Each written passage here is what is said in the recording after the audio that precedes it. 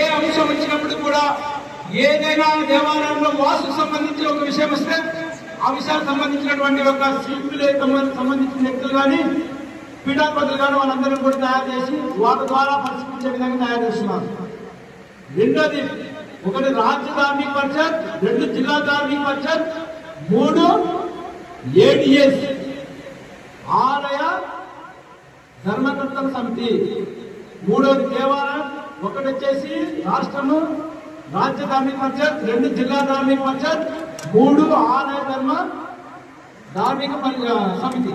అంటే 3 దేవాలయం వచ్చేటప్పుడు 3వ సమస్య వస్తుంది.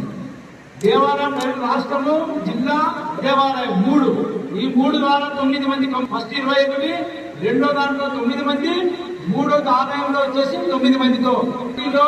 ఇప్పుడున్నటువంటి సామాజిక వర్గాల్లో సంబంధించినటువంటి అన్ని కులాలకు సంబంధించినటువంటి, అలాగే ఐఏఎస్లు, ఐపీఎస్లు, మన గ్రేడ్ 1 అధికారులు వీరందరూ కూడా నియమిస్తున్నారు.